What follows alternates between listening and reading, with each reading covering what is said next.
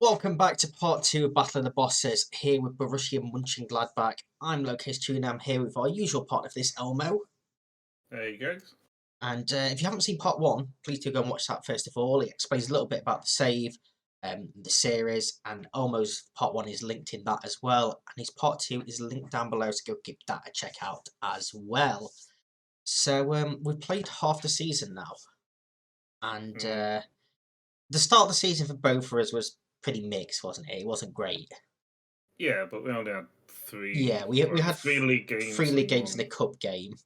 Yeah. But it still could have gone better considering a couple of teams that we were playing, really. Yeah. No, just yeah, a definitely. quick thing, something that I missed in that first episode. I did not notice this, but Bayern Munich was knocked out in the first round of the cup by Dresden, the third tier. I don't know how I missed that. Like you'd think I'd recognise that, but yeah, they are out. So a little bit of a bonus for me. One of the big guns gone.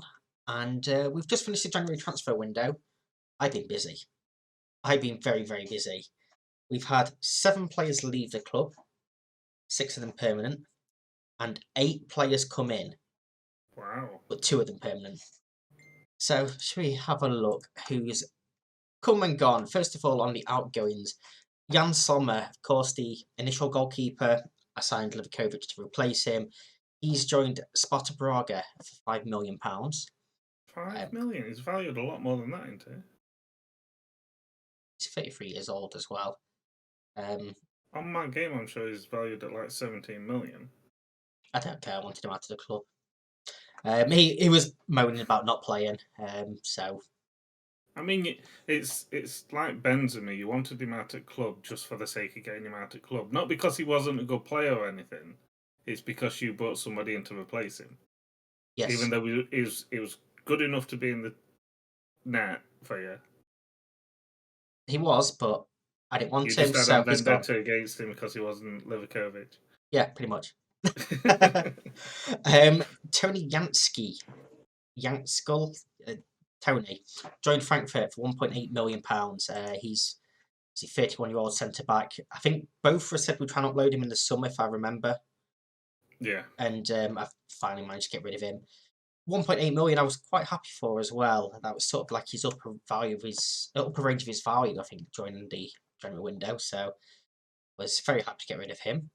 Lars Stindl, PSV for 5.75 million. Similar to somebody who wanted football. He was never going to break into my team. 33-year-old. So I just thought I might as well cash in on him. Getting a decent amount of money. Actually, Yeah. He's a decent player. I've been playing him and he is a decent player. He is a decent player, but once we come to my team, you'll see why he's not playing. I'm not even looking at your ins yet. It's nothing to do with the ins either, to be honest with you. It's nothing to do with the ins. Jonas Hoffman left for Roma, £20 million. I wanted to get rid of him in the summer. The right bids didn't come in. He's played for me this season. He's played pretty well as well. He's playing on the right wing. But 20 million for a 29-year-old, his value was only 15 million. I brought in players that were going to replace him. I already had the incomings in place before that. So I thought I'm going to cash in on that. And also at this point, I should add I was over my wage budget. So I needed to sell players. Then a couple of players that I brought in summer have left. Sex Fabregas has gone to Krasnodar for 750k. So that's 250k profit on him. Nice. He didn't play that much for me. That wants to load up. 5 games in total. And 3 of them were the first 3 games of the season. So yeah, profit was quite nice. Burak Yilmaz as well. I signed him for 500k. We sold him for 1.4 million to Galatasaray. He played 16 games for me. Didn't score a single goal. So yeah, he's gone. And Joe Scally was the last one. He's gone on a loan to Porto. There were a couple of bids for him, but I think he's quite a promising player. And I actually treated him as realistic. Like I wasn't going to sell him, even though I could have done. But no, he stayed. So you actually played him as well? I did, yeah. He's a pretty decent little player. And I think he's probably a decent one for the future, but loan for him is probably good. Incoming wise, first of all, Borussia Mönchengladbach's biggest signing, the record signing, is Tyrone Mings from Aston Villa, £37.5 million. I wanted another solid centre back, another tall centre back, 6'5". You can see he's played 3 games and scored 2 goals. Wow. They're both in the same game, but yeah, I wanted another centre back and I wanted a leader as well because Sommer was my captain, and then I think Hoffman became the captain. Leaders were going, so I wanted a new captain, so he's club captain as well. And I've been pretty impressed with him so far. He has been solid in every game that he's played. It's weird that you've done that because I'm sure we've had a conversation before. I'm not sure if it was on the podcast or not on the podcast about someone coming in to the club straight away and being given captaincy. And Yeah, you've I said don't really multiple like times it. that you wouldn't. I You don't don't like it. like it and you wouldn't do it. But my other options were like players that weren't playing, all in the 30s. They were the better options. So he was the best option that I had of people that were going to be in the first team. Then a whole host of loan-ins and a couple of players that you may be familiar with. Amad Diallo from Manchester United. He's joined on loan to the end of the season. As has Harvey Elliott and Curtis Jones from Liverpool, both until the end of the season. Gvardiol from Leipzig. A player you may have heard about in recent times because he's just joined Manchester City in real life. Julian Alvarez on loan from River Plate. And my final loanee was Davinson Sanchez from Tottenham. You can sort of tell where I was overspending on the wage budget. Yeah. I sent you a screenshot before January started, and I had £205,000 in wages incoming. And that wasn't including Sanchez or Lingard.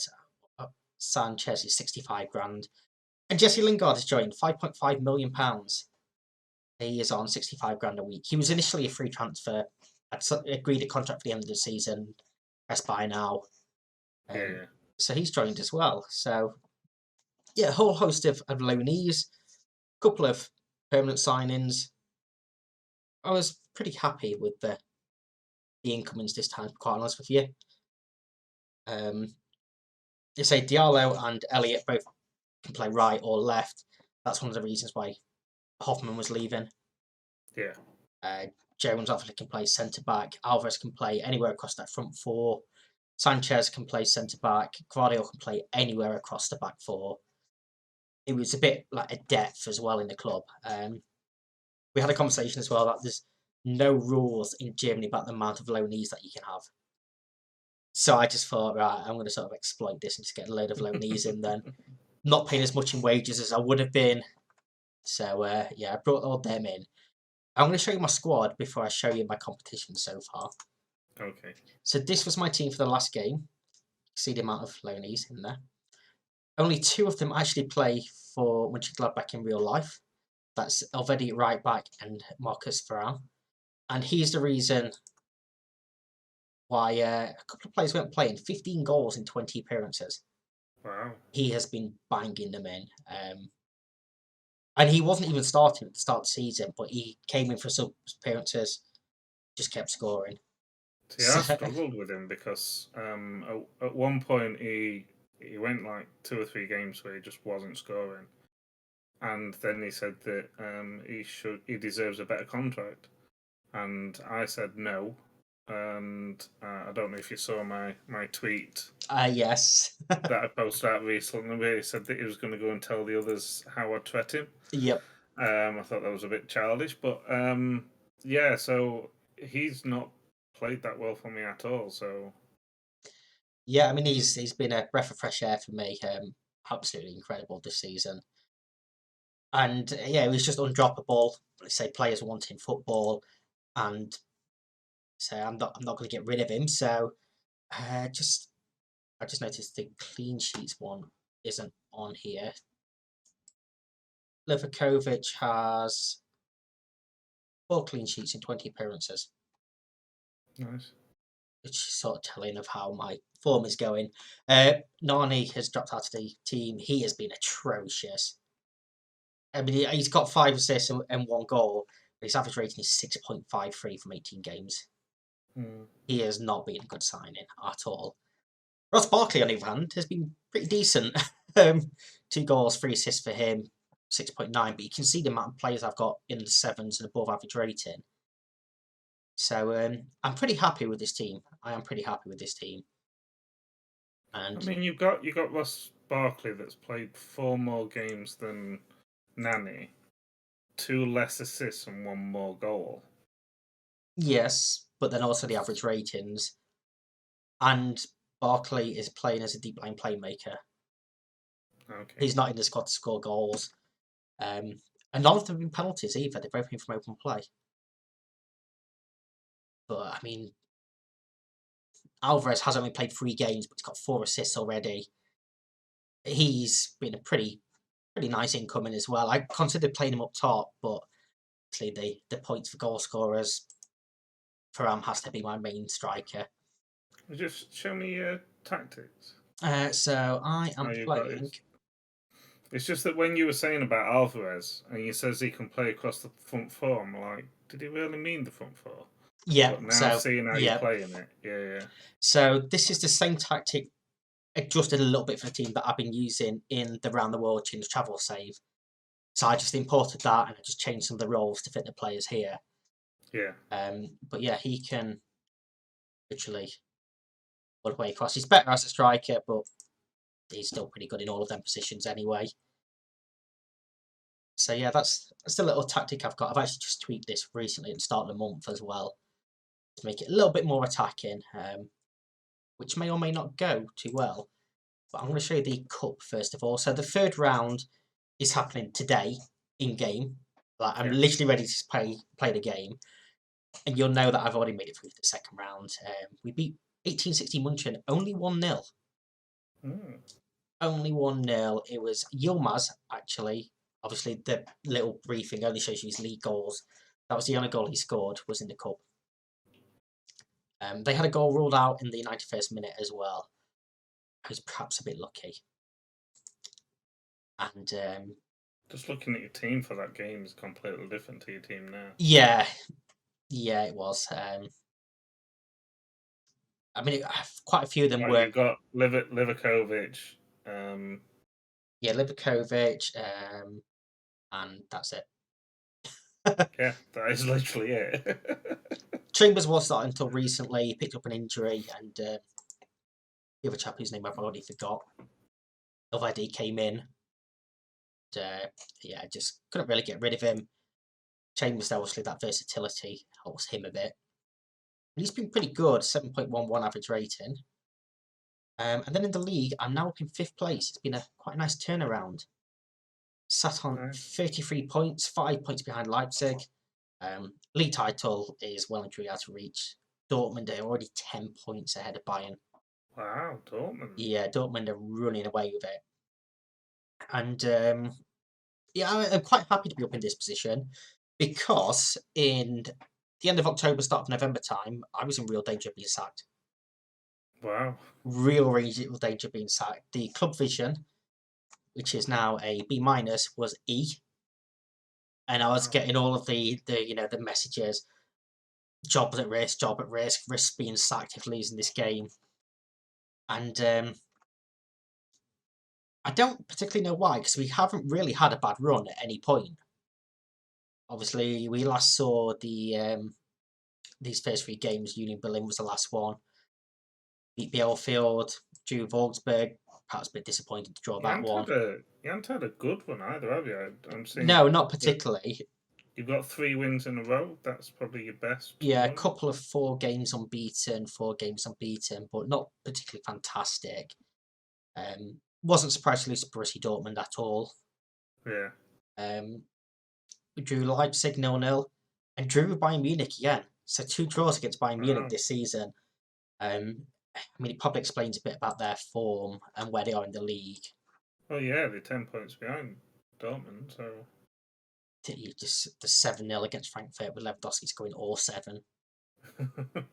And he is only 4 goals ahead of Uff and Thuram in the league. Wow. So, yeah, just Bayern have not been firing at all. But looking at it now, I honestly think I can challenge for top 4. I'm looking at Leipzig only 5 points ahead of me, Frankfurt are only 9 points ahead of me. Maybe even Bayern. Might be asking a bit too much, but maybe. Yeah. I just need to start putting wins together. What is this? Is there like 14 games left? Yes, there will be 34 in total. So yeah, 14 Yeah. games left. Still got Dortmund to play, still got Leipzig to play, still got Frankfurt to play. So 3 of the 4 teams ahead of me, I've still got them to play. Most of the other games you look at and think we should win them, but when you look at the results against them before, battered by Frankfurt, lost to Mainz, lost to Hertha Berlin. I just need to put that run together. Yeah. Obviously, I got Hoffenheim in the third round of the cup. Dortmund are playing Hamburg, and Leipzig have got Cologne. So they're the 2 big teams now in there. But I think I've got a pretty good chance of having a run in that, as well as long as I don't draw either of them in the next couple of rounds. Yeah. I think we could be scoring some points in that. Mm. But yeah. It's weird, isn't it, just talking about one cup competition at least? Yeah, like no Each Europe. time we've done Battle of the Bosses, we've got Europe, whether it's Europa League, Champions League, and then sometimes there's another cup in there. Yeah, I think this is the first thing that we've ever done that hasn't been in Europe. Yeah. Yeah, because we've done Rangers, we've done Leipzig, Leicester. Yeah, United, Real Madrid. Yeah. So yeah, it does sort of feel weird that we only have these couple of competitions. But it's quite nice to, not have to really rotate my squad too much.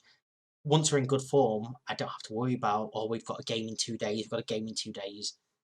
We've got a week normally between games, so I can rest them and keep that same squad and keep them going.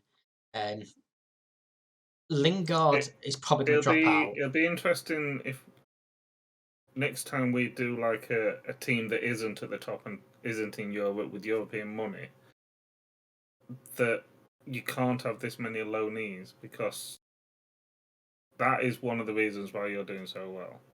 Yeah. Yeah, obviously Isco will come back in for Lingard once he's back fully fit. 6 goals, 2 assists for him. But I do still have 30 million now in the transfer budget after all them outgoings. And I am, is that 30 grand? Yeah, 30 grand now. Under my wage budget, fortunately. I may have to adjust that to get it back. But yeah, I mean, I've got some good money. If I obviously say if we did continue this, say for example, I'd know that I've got that money to invest next season. In perhaps some of them loanees, making them permanent.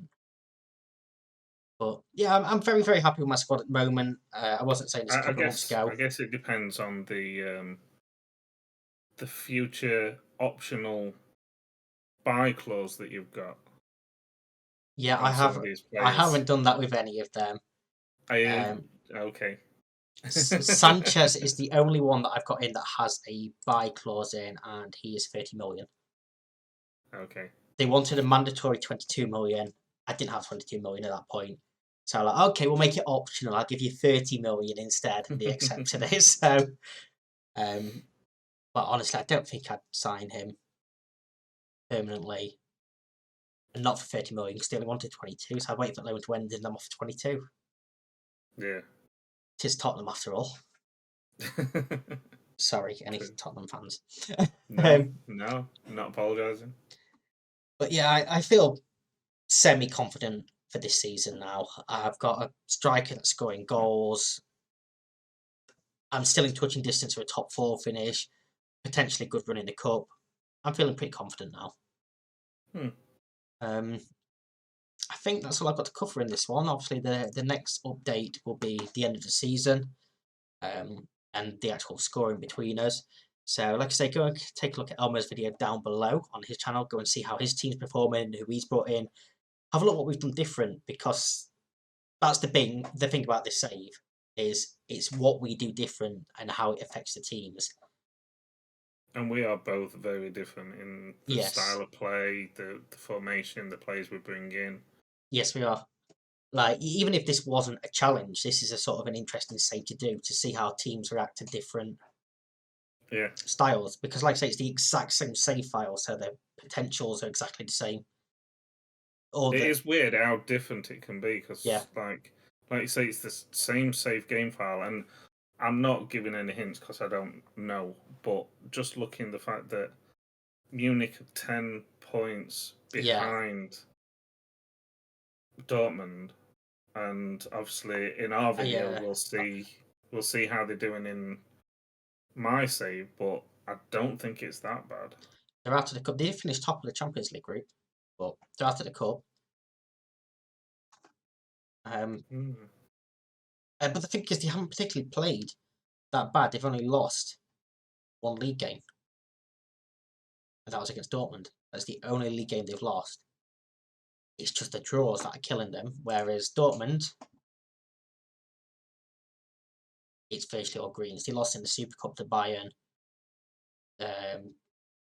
Champions League, they haven't been doing great, but their only league game defeat was against Wolfsburg. Mm. In fact, they went out of the Champions League, they're into the Europa League. And that's a relatively easy group for a team like Bayern. Borussia Dortmund, sorry. It is. So yeah, they dropped out of that, and now they think to play Shakhtar. Ooh, either side of my game. Maybe there's a chance of some points in that game, but we'll find out in the next episode. Thank you very much for watching. If you have enjoyed this, hit the like button, subscribe. If you enjoy this as well, check out the Tunes Travel series that's going on. And we'll see you for the next update later this week. Bye bye. Bye.